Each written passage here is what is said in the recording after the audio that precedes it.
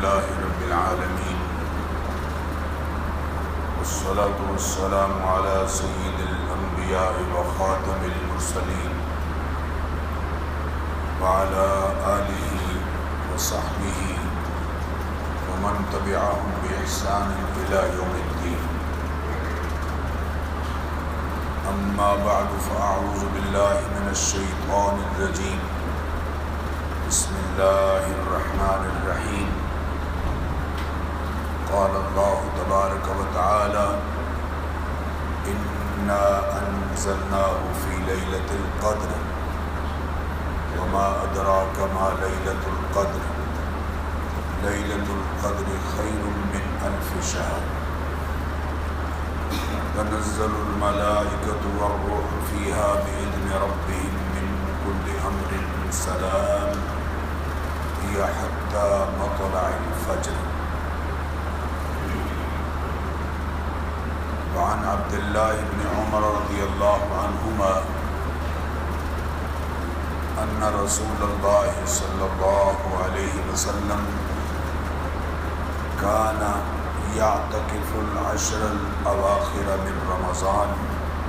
رواه مسلم. أو كما قال عليه الصلاة والسلام: صدق الله وصدق رسوله النبي الكريم. درود شریف پڑھ لیجیے. صلی اللہ علیہ وسلم.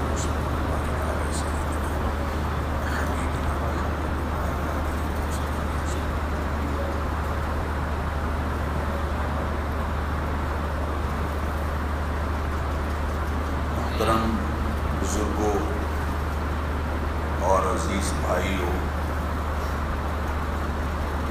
ماہ رمضان المبارک کا آج الحمدللہ 16واں روزہ ہے.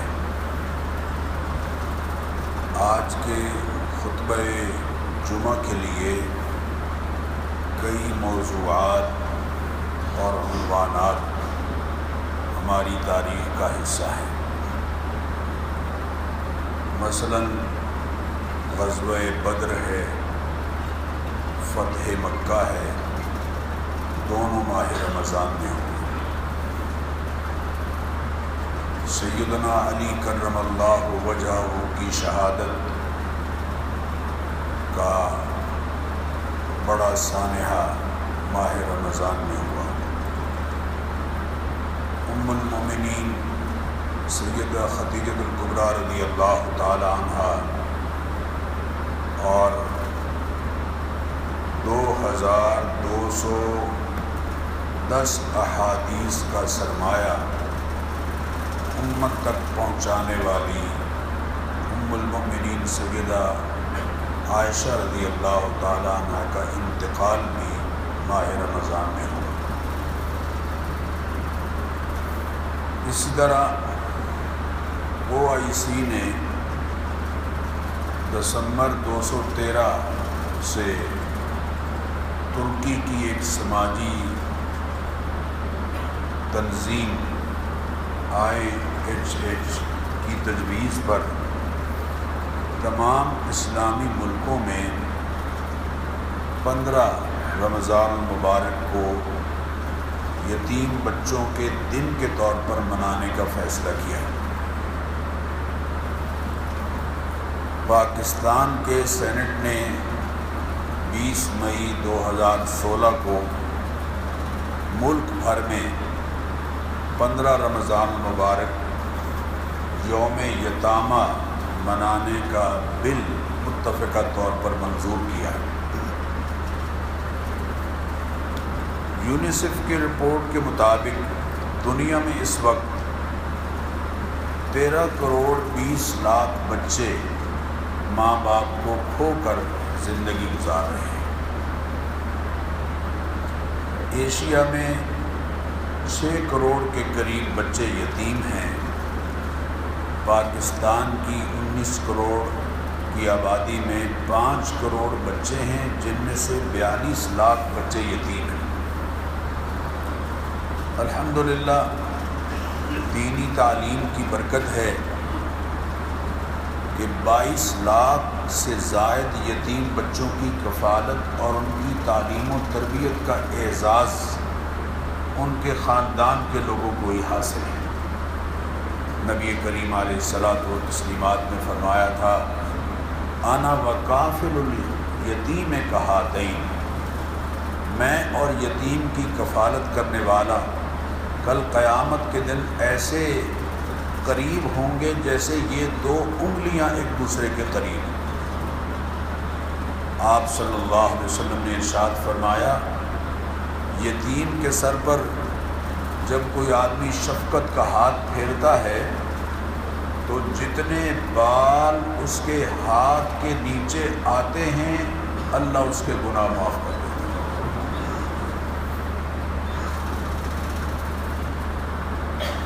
اس معاشرتی پہلو پر 15 رمضان اور فن کیئر ڈے کے عنوان سے یقینی بات ہے گفتگو کی بڑی ضرورت ہے۔ اس کے باوجود میری یہ خواہش ہے کہ رمضان المبارک کا آخری عشرہ آئندہ جمعہ سے پہلے انشاءاللہ شروع ہو جائے گا، آخری عشرے کے حوالے سے چند اہم امور کی طرف آپ کی توجہ دلائی جائے۔ آپ کو اس طرف توجہ دلانا مقصود ہے۔ یہ جو موضوعات ہیں ان پر انشاءاللہ مناسب وقت میں تفصیلی گفتگو آئندہ کبھی انشاءاللہ کریں گے، اس لیے آج کی گفتگو آنے والے دنوں کے حوالے سے بہت اہم ہے۔ ماہ رمضان المبارک کے آخری عشرے کو پورے رمضان پر ایسی ہی امتیازی حیثیت حاصل ہے جیسے خود ماہ رمضان کو باقی 11 مہینوں پر فضیلت حاصل ہے۔ اس خصوصیت کی بڑی وجہ 4 اعمال ہیں جو اس آخری عشرے میں ہوتے ہیں اور ان کے ذریعے سے حاصل ہونے والی برکات ہیں جو اسی آخری عشرے میں ہی نصیب ہوتی ہیں۔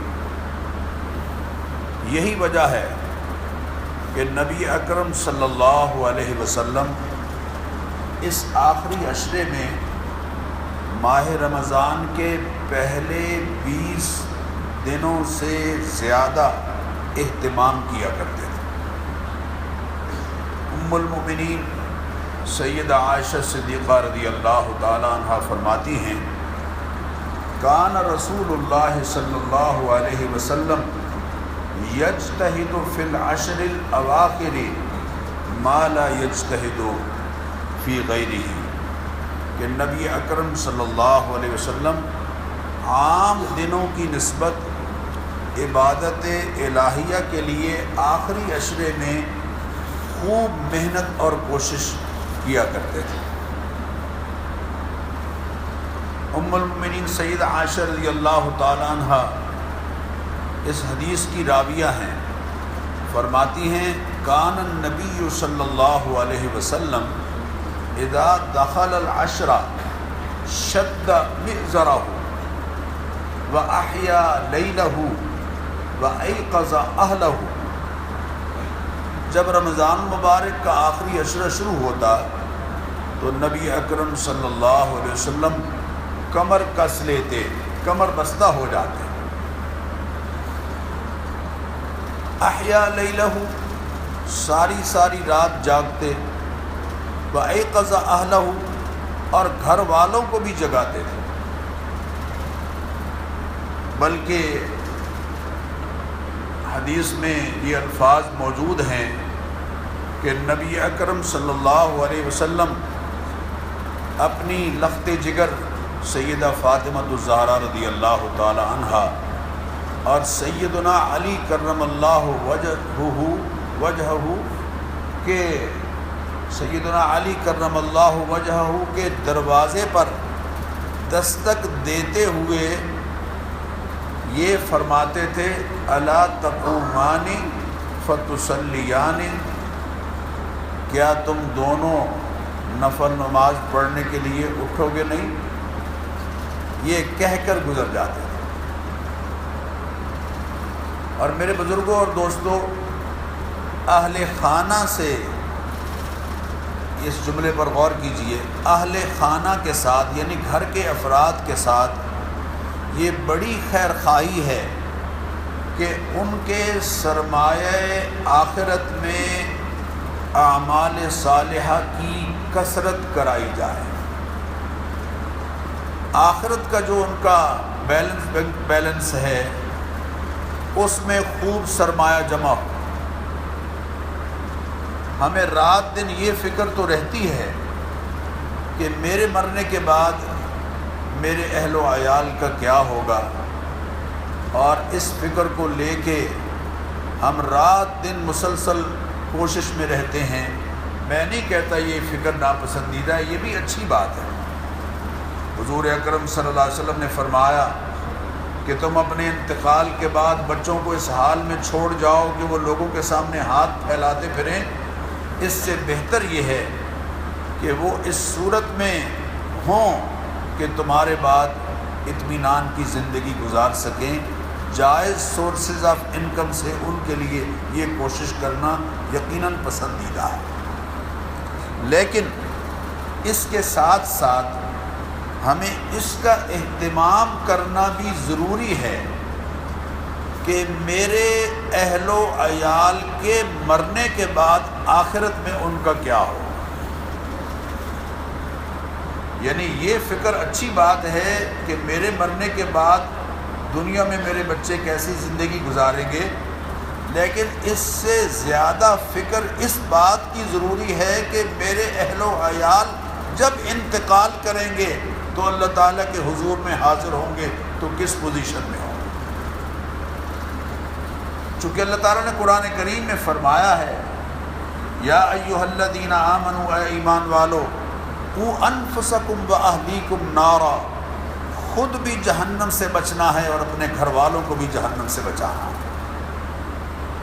سورہ طٰہٰ میں فرمایا، وَأْمُرْ أَهْلَكَ بِالصَّلَاةِ وَاصْطَبِرْ عَلَيْهَا لَا نَسْأَلُكَ رِزْقًا نَحْنُ نَرْزُقُكَ۔ اے حبیب صلی اللہ علیہ وسلم، گھر والوں کو نماز کی تلقین کرتے رہیے اور خود بھی پہلے کی طرح نماز پابندی سے ادا کرتے رہیے۔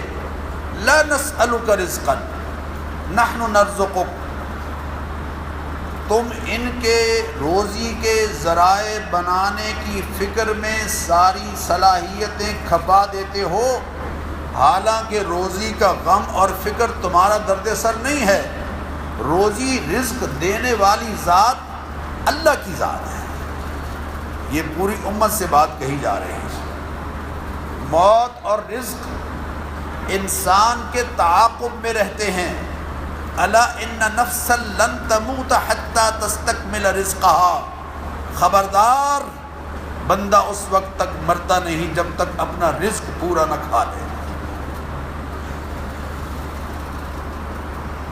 انسان رزق کے لیے کوشش کا پابند ہے۔ الفاظ پر غور کیجئے، انسان رزق کے لیے کوشش کا پابند ہے، لیکن وسائل حیات مہیا کرنے والی ذات اللہ تعالیٰ کی ہے۔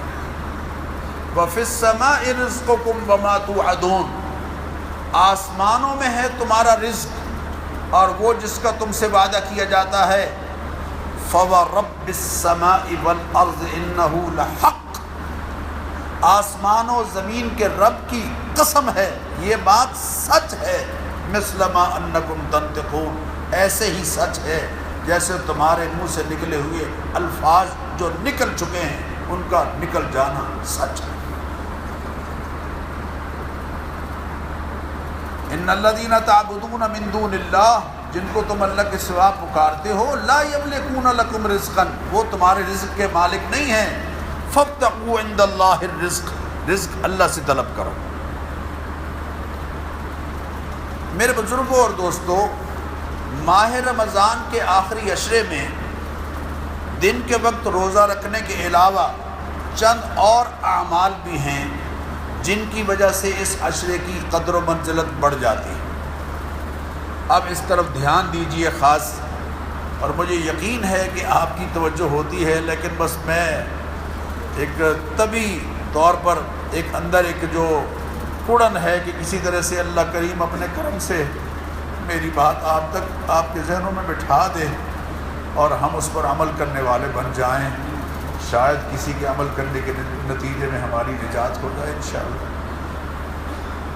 اور میں آپ کا شکر گزار ہوں کہ آپ محبت سے نہ صرف اس بستی سے بلکہ اور بستیوں سے بھی مسجد میں آ جاتے ہیں، بلکہ ساہیوال سے جو تشریف لائے ہیں بزرگ، ان کا میں خاص طور پر شکریہ ادا کرتا ہوں کہ جمعے کے خطبے کے لیے آج یہاں شریک ہیں۔ ان اعمال میں ایک مبارک عمل اعتکاف ہے۔ قرب ربانی کی خاطر عبادت کی نیت سے مسجد میں خود کو روک لینا، اس کو اعتکاف کہتے ہیں۔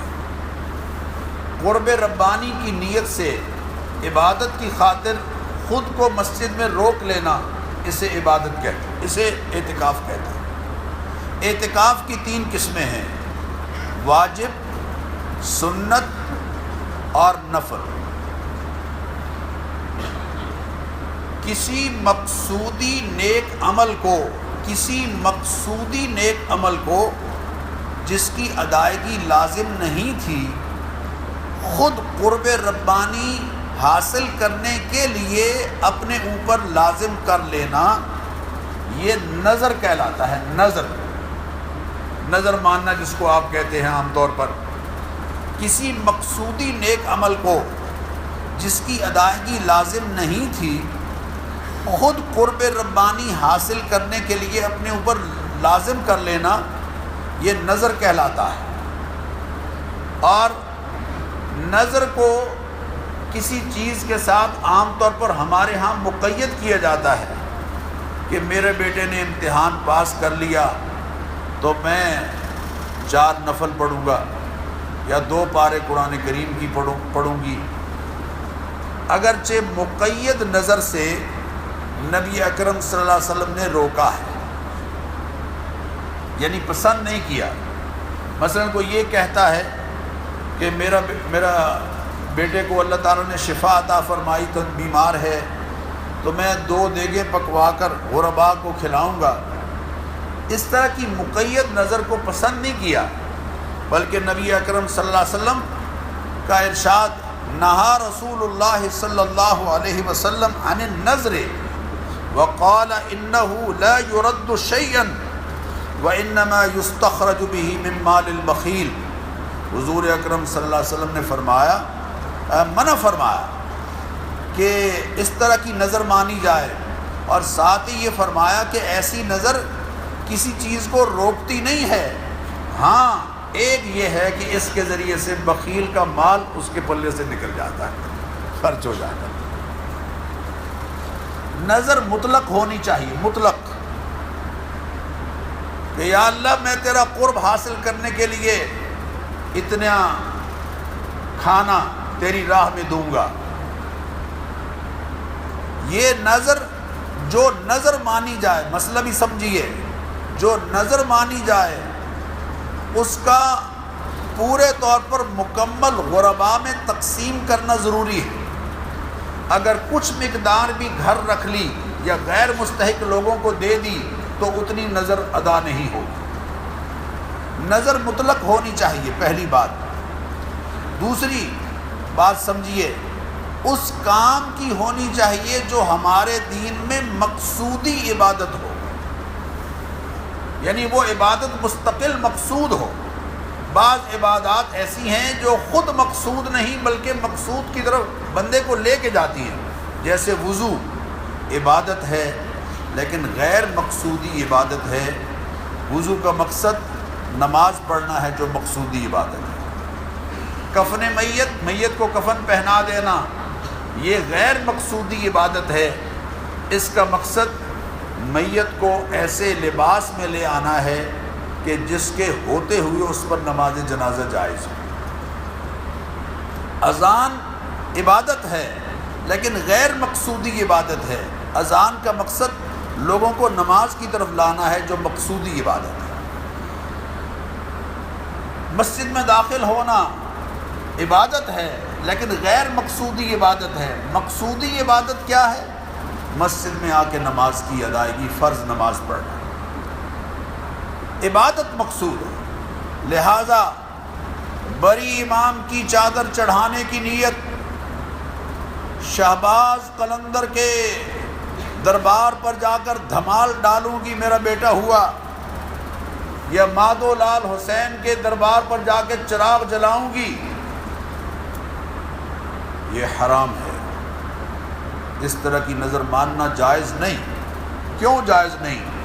اس لیے کہ نبی اکرم صلی اللہ علیہ وسلم نے فرمایا النظر و نظران، نظریں دو طرح کی ہوتی ہیں، فیما کان من نظر فما کان من نظر من طاعت اللہ تعالی فیہ الوفا، جو اللہ تعالیٰ کی فرما برداری کے لیے نظر مانی جائے گی اسے پورا کرنا ہوگا، وما کان من نظر فی معصیت اللہ فذلک للشیطان، اور جو اللہ کی نافرمانی والے کام کی نظر ہوگی وہ شیطان کے لیے ہے، لا وفاء فیہ، اس کو پورا نہیں کیا جائے گا، وَيُكَفِّرُهُ مَا يُكَفِّرُ الْيَمِينَ، اور جو اس طرح کی قسم نظر مانتا ہے اس کو قسم کا کفارہ دینا ہوگا۔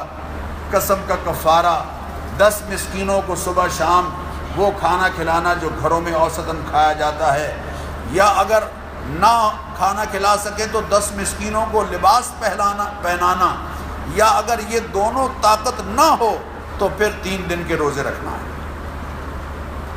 اسی طرح نظر صرف اللہ تعالیٰ کی رضا حاصل کرنے کے لیے ہو۔ عام طور پر کہہ دیا جاتا ہے یہ شعر میں تمہاری نظر کرتا ہوں، یعنی اس شعر کے ذریعے تمہاری خوشنودی حاصل کرنا چاہتا ہوں، یہ جملہ درست نہیں ہے۔ کیوں؟ نظر عبادت ہے، اور العبادت لا تکون للمخلوق، عبادت مخلوق کے لیے نہیں ہوتی۔ چنانچہ صحیح مسلم میں یہ حدیث موجود ہے لعن اللہ من ذبح لغیر اللہ، اللہ کی لعنت ہے اس شخص پر جو اللہ کے سوا کسی اور کی خوشنودی کے لیے جانور ذبح کرتا ہے، اللہ کی رضا کے لیے جانور ذبح کرتا ہے۔ ہم عام طور پر جو الفاظ کہتے ہیں کہ یہ میں اس دفعہ والد صاحب کے نام کی قربانی دے رہا ہوں یا نبی کریم علیہ السلام کے نام کی قربانی دے رہا ہوں، اس پہ بھی ہمارا مقصد یہ ہوتا ہے کہ قربانی تو کس کے لیے ہے؟ کہہ دیجئے اللہم منکا ولکا، اے اللہ یہ تیری ہی عطا سے ہے اور تیرے ہی لیے ہے۔ یہ محبوب کریم علیہ السلام کی دعا ہے، لیکن ہمارا مقصود یہ ہوتا ہے کہ میں دے تو اللہ کی خوشنودی کے لیے رہا ہوں، لیکن اس نیت سے دے رہا ہوں کہ تاکہ اس کا اجر و ثواب میرے والدین کی روح کو پہنچے، یا اس پر جو عنایات ہیں وہ میرے محبوب کے بیلنس میں جمع ہو جائیں۔ اب سمجھیے بات، اگر سال میں کسی وقت بھی کوئی نظر مانے کہ میں اتنے روز اعتکاف کروں گا، تو اتنے روز اس طرح سے اعتکاف کرنا کہ نمبر 1 دل یا زبان سے نیت کرے، اور اتنے دنوں کا روزہ رکھے، اور اتنے دن اور رات ایسی مسجد میں گزارے جہاں 5 نمازیں باجماعت ادا ہوتی ہوں۔ اس طرح سے یہ جو اعتکاف ہے واجب وہ ادا ہوگا۔ اسی طرح اگر کسی نے مسنون اعتکاف کیا تھا اور کسی عذر کی وجہ سے توڑ دیا، تو اس روز کی قضا کے طور پر 1 دن اور رات کا روزے کے ساتھ باجماعت نماز ادا کی جانے والی مسجد میں اعتکاف کرنا واجب ہے۔ قرآن کریم میں ہے وَلْيُوفُوا نُذُورَهُمْ، ایمان والوں کو چاہیے کہ اپنی نظریں پوری کریں، اور اہل ایمان کی صفت اللہ تعالیٰ نے سورہ دہر میں بیان فرمائی یوفون بالنظر، وہ اپنی نظر پوری کرتے ہیں۔ اور سیدہ عائشہ رضی اللہ تعالیٰ عنہ فرماتی ہیں نبی کریم علیہ السلام نے فرمایا من نظر ان یطیع اللہ فلیطعہ، جو اللہ کی اطاعت کی نظر مانتا ہے اسے اپنی نظر پوری کرنی چاہیے، ومن نظر ان یعصیہ فلا یعصیہ، اور خدا نخواستہ اگر یہ نظر مانتا ہے کہ میں اپنے والد سے بات نہیں کروں گا، یا میں اپنے بھائی کو حق نہیں دوں گا، بہنوں کو حق نہیں دوں گا، یہ کہتا ہے جملہ، یہ بھی ایک طرح کی نظر ہے، یہ نافرمانی والی ہے، اس نافرمانی پر عمل نہیں کرے گا، اس قسم کو توڑے گا اور اس کا کفارہ دے گا۔ واجب اعتکاف کا کوئی وقت متعین نہیں ہے، سال میں کسی وقت بھی ہو سکتا ہے۔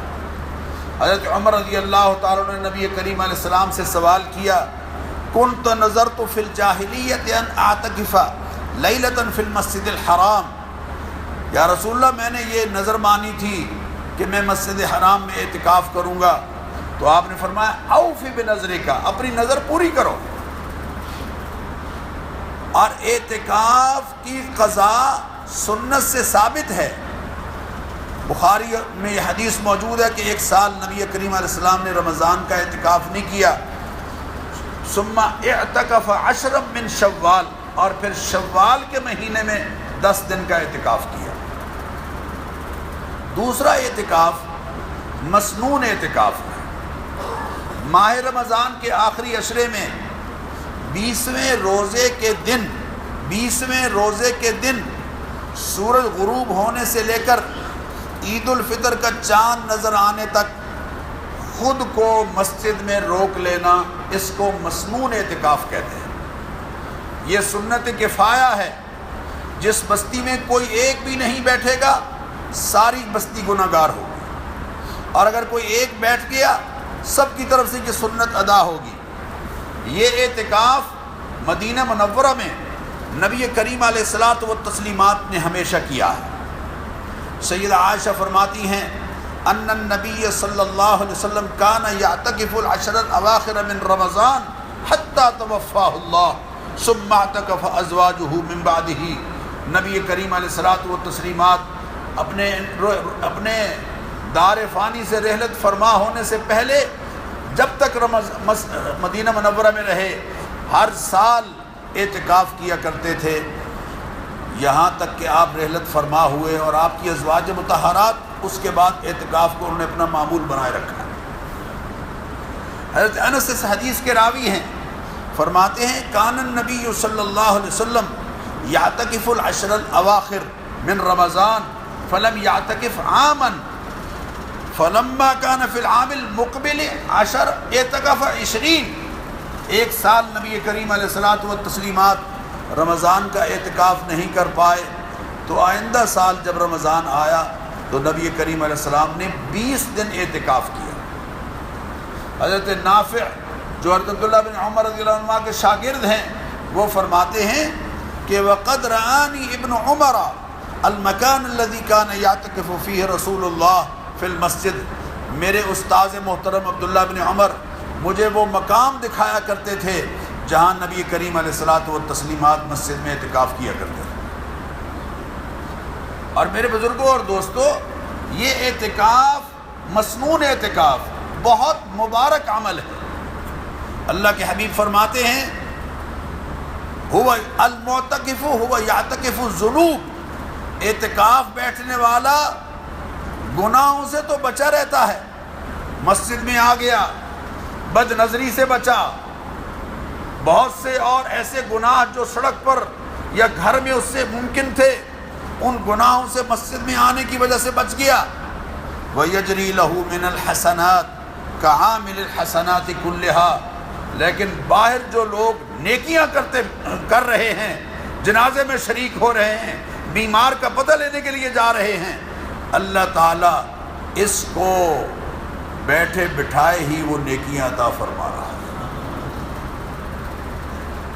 من اعتکف ایمانا واحتسابا غفر له ما تقدم من ذنبه، کنز العمال میں یہ حدیث موجود ہے، جو شخص آخری عشرے کا اعتکاف کرتا ہے ایمان کے ساتھ اور اللہ تعالیٰ کی رضا اور خوشنودی کے لیے، اللہ اس کے پچھلے سارے صغیرہ گناہ معاف فرما دیتے ہیں۔ اور سنیے، فرمایا من اعتکف عشرا فی رمضان کان کحجتین وعمرتین، اور طبرانی کے الفاظ ہیں اعتکاف عشر فی رمضان کحجتین وعمرتین، جو شخص رمضان کے آخری عشرے کا اعتکاف بیٹھتا ہے اللہ اپنے خزانوں میں سے اس کو 2 حج اور 2 مقبول عمروں کا ثواب عطا فرماتا ہے۔ اللہ کو اپنے اوپر قیاس نہ کیا کرو کہ اتنا بڑا کہاں سے دے دیتے ہیں۔ وہ کہتے ہیں نا کہ حاتم طائی کے پاس کوئی خاتون آئی، کوئی بندہ آیا کہ جی مجھے ایک مٹھی جو کی دے دیجئے، آپ نے اپنے خادموں سے فرمایا کہ اس کو ایک بوری جو کی اٹھا کے دے دو، تو لوگوں نے کہا کہ تو مٹھی مانگ رہی تھی، تو انہوں نے کہا کہ ہماری مٹھی اتنی ہوتی ہے۔ اللہ اپنی شان کے مطابق دیتے ہیں۔ ایک تابعی کے بارے میں یہ بات میں نے آپ کو سنائی کہ ان کے پاس ایک خاتون آئی شہد تھوڑا سا مانگنے کے لیے کہ میرے بچے کا سینہ جکڑا گیا ہے، اس کولی میں اس برتن میں تھوڑا سا شہد ڈال دیجئے۔ آپ نے اپنے خادم سے کہا ایک مشکیزہ شہد کا اٹھا کے اس کو دے دو، اس زمانے میں لوگ مشکیزے میں شہد رکھتے تھے۔ انہوں نے کہا حضرت یہ تو چھوٹے سے برتن میں شہد مانگنے کے لیے آئی ہے، آپ کہتے ہیں مشکیزہ اٹھا کے دے دو۔ فرمایا اس نے اپنی ضرورت کے مطابق مانگا ہے، ہم اپنی شان کے مطابق دیں۔ اللہ اپنی شان کے مطابق دیتا ہے، اس لیے اللہ کی عطا پر اعتراض کسی کو نہیں ہونا چاہیے۔ مسنون اعتکاف کرنے والا خود کو اپنے مالک کی چوکھٹ پر لا ڈالتا ہے، اور اس اعتکاف کا ایک بڑا فائدہ یہ ہے کہ لیلۃ القدر یقینی طور پر نصیب ہوتی ہے۔ یہ اعتکاف کرنے والا اعتکاف کی وجہ سے جن نیک کاموں کو بجا نہیں لا سکتا اس کا اجر بھی پا لیتا ہے۔ حضور اکرم صلی اللہ علیہ وسلم کی حدیث میں نے آپ کو سنائی کہ یجری لہ من الحسنات کعامل الحسنات کلھا، جتنی نیکیوں کے بجا لانے میں اعتکاف رکاوٹ بنا ہے اللہ اس کو اپنے خزانوں میں سے وہ ساری نیکیاں عطا فرما دیتا ہے۔ اعتکاف کی تیسری قسم نفلی اعتکاف ہے۔ مسنون اعتکاف تو وہ لوگ کریں جو ریٹائر ہیں، فارغ ہیں، جن کے پاس فرصت ہے اور جن کو اللہ اپنے خزانوں میں سے توفیق بخشیں گے انشاءاللہ وہ کریں گے۔ لیکن یہ جو قسم ہے تیسری یہ ہم سب کر سکتے ہیں، لہذا اس پر ذرا آپ خاص توجہ دیجیے۔ جتنی دیر مسجد میں رہوں گا اتنی دیر کے اعتکاف کی نیت کرتا ہوں، یہ نفلی اعتکاف ہے۔ یہ اعتکاف 1 منٹ سے لے کر 2-4 گھنٹے، 1-2 دن یا اس سے زائد وقت کے لیے بھی ہو سکتا ہے۔ جتنا وقت مسجد میں گزرے گا دوسرے اعمال کے اجر کے ساتھ ساتھ اعتکاف کا اجر بھی اللہ تعالیٰ عطا فرماتے رہیں۔ اور جب مسجد سے نکلیں گے اعتکاف ٹوٹے گا نہیں بلکہ ختم ہو جائے گا۔ الفاظ پر غور کیجئے، اعتکاف ٹوٹے گا نہیں بلکہ ختم ہو جائے گا۔ یہ اعتکاف ہر نمازی ہر نماز کے ساتھ سارے سال میں کسی بھی وقت کر سکتا ہے۔ اس کے لیے صرف نیت کرنی ہوگی، اس کے علاوہ اس کی کوئی شرط نہیں ہے۔ لہذا دفتروں، دکانوں یا دن کے وقت کاروبار زندگی کے لیے اپنے گھر سے باہر جانے والوں کے لیے جب وہ سارے کام سے فارغ ہو کر افطار کے بعد مسجد میں آ جائیں مغرب کی نماز پڑھنے کے لیے، سحری تک مسجد میں رہیں اور سحری کھانے کے لیے گھر چلے جائیں اور چھٹی والے دن سارا وقت مسجد میں گزاریں، اللہ تعالیٰ ان کو اعتکاف کا ثواب عطا فرمائیں گے۔ اور اعتکاف کا ثواب سن لیجئے، حضور اکرم صلی اللہ علیہ وسلم نے فرمایا من اعتکف یوما ابتغاء وجہ اللہ عز وجل جعل اللہ بینہ وبین النار ثلاثۃ خنادق ابعد مما بین الخافتین. جو شخص ایک دن اللہ کی رضا اور خوشنودی کے لیے اعتکاف کرتا ہے، اللہ تعالیٰ اس کو جہنم کی آگ سے 3 خندقیں دور کر دیتا ہے، اور ایک خندق کا فاصلہ اتنا ہے جتنا مشرق اور مغرب کا ہے یا آسمان اور زمین کا ہے. لہذا کوشش کر کے آخری عشرے کے لیے زیادہ وقت نکالیں اور نفلی اعتکاف کی نیت سے مسجد میں گزاریں. انشاءاللہ گزاریں گے، لیکن آداب مسجد کا خیال رکھیے، انفرادی اعمال میں خود کو مشغول رکھیے، اور 4 کاموں کا لحاظ کیجیے. قلت طعام، کم کھانا ہے. قلت کلام، کم گفتگو کرنی ہے. قلت نیام، سونا کم ہے. اگرچہ اعتکاف والے کا سونا بھی مسجد میں سونا ہے، چاندی نہیں بلکہ سونا ہے، لیکن میں جب یہ کہتا ہوں تو لوگ سوئے ہی رہتے ہیں. لہذا قلت طعام، قلت کلام، اور قلت نیام، اور قلت اختلاط مع الانام، لوگوں سے میل جول میں کمی. آخری عشرے کی دوسری بڑی نعمت لیلۃ القدر ہے. حضرت عائشہ فرماتی ہیں ان رسول اللہ صلی اللہ علیہ وسلم، نبی کریم علیہ الصلوۃ والتسلیمات نے ارشاد فرمایا، لیلۃ القدر کو آخری عشرے کی طاق راتوں میں تلاش کرو. اور ابو سعید خدری اس حدیث کے راوی ہیں. نبی کریم علیہ الصلوۃ والتسلیمات نے ایک ترکی خیمے میں رمضان کے پہلے عشرے میں اعتکاف کیا، پھر درمیانے عشرے میں اعتکاف کیا، اور پھر فرمایا میں نے پہلے اور پھر دوسرے عشرے کا اعتکاف لیلۃ القدر کی تلاش میں کیا، مگر میرے پاس اللہ تعالیٰ کی طرف سے پیغام آیا ہے کہ لیلۃ القدر آخری عشرے میں ہے. لہذا تم میں سے جو شخص میرے ساتھ اعتکاف کرنا چاہے وہ آخری عشرے کا اعتکاف کرے. اب تم شب قدر کو آخری عشرے کی طاق راتوں میں تلاش کرو. اور یہ جو میں نے سورت پڑھی لیلۃ القدر خیر من الف شہر، غور کیجئے. الف لفظی معنی تو اس کا 1000 ہے، لیکن عربی میں آخری عدد الف ہے. آخری عدد الف ہے. اب ملین کہنے لگے ہیں ملین کو دیکھ کر، ورنہ آخری عدد عربی میں 1000 ہے، جو عدد کی انتہا ہے. تو اللہ فرما رہے ہیں لیلۃ القدر خیر من الف شہر. لیلۃ القدر کا ثواب عدد کی انتہا سے بھی زیادہ ہے. ان اللہ وہب لامتی لیلۃ القدر لم یعطها من کان قبلہم. اللہ تعالیٰ نے میری امت کو لیلۃ القدر عطا کی ہے، میری امت سے پہلے یہ لیلۃ القدر کسی کو نصیب نہیں. کیا عنایت ہے اس پروردگار کی جس نے اس امت کو یہ اعزاز بخشا ہے کہ اس کو لیلۃ القدر عطا فرمائی. اس رات دعائے رحمت کے لیے جبریل امین فرشتوں سمیت آتے ہیں. اذا کان لیلۃ القدر نزل جبریل علیہ السلام فی کبکبۃ من الملائکہ. جب لیلۃ القدر ہوتی ہے تو فرشتوں کے جلو میں جبریل امین زمین پر آتے ہیں. یصلون علی کل قائم او قاعد یذکر اللہ عز وجل. اور جو شخص بیٹھ کر یا قیام کی حالت میں نفل پڑھتا ہوا اللہ کا ذکر کر رہا ہوتا ہے، ان سب کے لیے فرشتے ہاتھ اٹھا کر جبریل کے ساتھ دعا کرتے ہیں.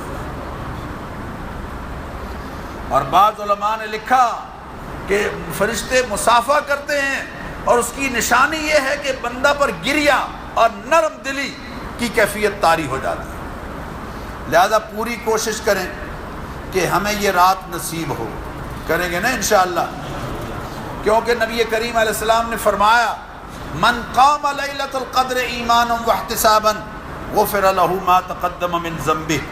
آپ نے فرمایا ان هذا الشهر قد حضركم وفيه ليلة خير من الف شهر. لوگو یہ مہینہ رمضان کا تمہیں نصیب ہو رہا ہے، اس میں ایک رات ہے لیلۃ القدر جو 1000 مہینوں سے افضل ہے۔ قرب ربانی کی منزلیں انسان اس رات میں اتنی حاصل کرتا ہے کہ 1000 مہینہ لگا رہے تو وہ قرب نصیب نہیں ہوتا جو اس رات میں اللہ عطا فرما دے۔ یہ معنی ہے من حرمها فقد حرم الخیر کلہ، جو شخص لیلۃ القدر سے محروم رہا وہ پورے طور پر محروم رہا۔ ولا يحرم خیرها الا محروم، اور بڑا محروم ہے وہ شخص جو لیلۃ القدر سے محروم رہتا ہے۔ اب اگلی بات بھی سنیے توجہ سے کہ لیلۃ القدر میں ساری رات جاگنا ضروری نہیں۔ یہ نہ ہو کہ رات کو جاگتے رہیں اور فجر کی نماز ہی غائب ہو جائے۔ اگر گناہوں سے بچتے ہوئے تھوڑا وقت بھی عبادت میں مصروف رہے تو شب قدر کی فضیلت حاصل ہو جائے گی۔ بلکہ ایک آسان ترکیب آپ سے عرض کر رہا ہوں کہ جو شخص مغرب، عشاء اور فجر پورا رمضان اور خاص طور پر آخری عشرہ باجماعت پڑھتا ہے، اس کو پتہ چلے یا نہ چلے لیلۃ القدر یقیناً نصیب ہوگی۔ حضرت انس فرماتے ہیں نبی کریم علیہ السلام نے فرمایا جس شخص نے سارا رمضان مغرب اور عشاء جماعت کے ساتھ پڑھی اس نے شب قدر کا حصہ پا لیا۔ اور سیدنا ابو ہریرہ فرماتے ہیں جس نے رمضان میں عشاء باجماعت پڑھی اس نے لیلۃ القدر کو پا لیا۔ اور حضرت عثمان اس حدیث کے راوی ہیں کہ جو شخص عشاء کی نماز باجماعت پڑھتا ہے اللہ اس کو آدھی رات، اور جو فجر بھی باجماعت پڑھتا ہے اللہ اس کو پوری رات عبادت کا اجر عطا فرماتا ہے۔ یہ عبادت حکمی عبادت ہے، حکمی۔ حقیقی عبادت تو وہی ہوتی ہے جو رات کو جاگنے سے حاصل ہوتی ہے۔ اور لیلۃ القدر کے معنی پر غور کیجئے۔ لیلۃ القدر کے معنی ہے عظمت اور شرف والی رات، اور لیلۃ القدر کے معنی ہے تقدیر، بجٹ اور حکم کی رات، یعنی تدبیر اور تقدیر کے کام فرشتوں کے سپرد ہوتے ہیں۔ فیہا یفرق کل امر حکیم امرا من عندنا، فیصل کیے جاتے ہیں ہمارے حکم سے، اللہ قرآن کریم فرماتے ہیں۔ اور ایک معنی اور ہے قدر کا، قدر کے معنی ہے تنگی، جیسے قرآن کریم میں ہے وَأَمَّا إِذَا مَا ابْتَلَاهُ فَقَدَرَ عَلَيْهِ رِزْقَهُ، کچھ لوگوں کو اللہ آزماتا ہے اور رزق ان پر تنگ کر دیتا ہے۔ تو لیلۃ القدر کو قدر کی رات یعنی تنگی کی رات کیوں کہتے ہیں؟ اس لیے کہ اس رات اللہ کی جانب سے اتنی رحمتیں زمین پر نازل ہوتی ہیں کہ زمین باوجود وسعت کے تنگ ہو جاتی ہے۔ حنظلہ غسیل ملائکہ کا جب جنازہ اٹھایا گیا تو نبی کریم علیہ الصلوۃ والتسلیمات اپنی ایڑیاں زمین پر لگنے نہیں دے رہے تھے، تو لوگ جنہوں اسی پنجابی کہتے ہیں پبا پہاڑ ٹرنا، تو لوگوں نے کہا یا رسول اللہ آپ کی ایڑیاں زمین پر نہیں لگ رہی، آپ صرف پاؤں کی انگلیوں پر چل رہے ہیں۔ فرمایا حنظلہ کے جنازے میں فرشتے اتنے آئے ہیں کہ زمین پر پاؤں رکھنے کی جگہ ہی نہیں۔ لیلۃ القدر خیر من الف شہر۔ حضرت عبداللہ بن عباس فرماتے ہیں نبی کریم علیہ السلام نے فرمایا اللہ نے اس رات جاگ کر عبادت کرنے والوں کو، اللہ اس رات جاگ کر عبادت کرنے والوں کو رحمت کی نظر سے دیکھتا ہے اور ان کو درگزر کر کے ان کو بخش دیتا ہے۔ اللہ نے بخش دیا ہے یقیناً سوائے 4 آدمیوں کے۔ صحابہ نے پوچھا یا رسول اللہ وہ کون ہے 4 آدمی؟ تو آپ نے ارشاد فرمایا شرابی، والدین کا نافرمان، قطع رحمی کرنے والا اور کینہ پرور۔ یہ 4 آدمی ایسے ہیں کہ یہ جب تک توبہ نہیں کریں گے تب تک ان کی بخشش نہیں ہوگی۔ حضرت عائشہ فرماتی ہیں میں نے عرض کیا حضور اکرم صلی اللہ علیہ وسلم سے یا رسول اللہ اگر اللہ تعالیٰ مجھے لیلۃ القدر نصیب کرے تو میں کیا دعا کروں؟ آپ نے فرمایا اللہم انک عفو تحب العفو فاعف عنی، یہ دعا کیا کرے۔ اور ایک بات ضرور کہہ دوں، ایک تو یہ کہ یہ رات خلوت کی رات ہے، اکیلے عبادت کرنے کی رات ہے، اور اس میں علامات دکھائی دینا ضروری نہیں، علامات دکھائی دینا ضروری نہیں۔ اور تیسرے یہ کہ یہ کوئی پلک جھپکتے ہوئے نہیں آتی، بلکہ قرآن میں آخر میں سورہ قدر کے آخر میں کیا ہے؟ یہ حتی مطلع الفجر، سورج غروب ہونے سے لے کے طلوع صبح صادق تک سارا وقت لیلۃ القدر جاری رہتی ہے۔ اور ہر علاقے کے طلوع اور غروب اور دن اور رات میں جیسے فرق ہے، اسی طرح قادر مطلق ہر علاقے کی کسی رات کو لیلۃ القدر قرار دینے پر پوری طرح قادر ہے اور اس کو کلی اختیار حاصل ہے۔ لہذا یہ مت کہا کرو کہ مکہ مکرمہ میں فلاں دن لیلۃ القدر ہے، یہاں کیسے ہو سکتی ہے دوسری؟ نہیں، اللہ جیسے طلوع و غروب میں قادر ہے اور اللہ تعالیٰ جیسے دن اور رات کے فرق میں قادر ہے، ویسے ہی کسی رات کا انتخاب کرنے پر بھی قادر ہے۔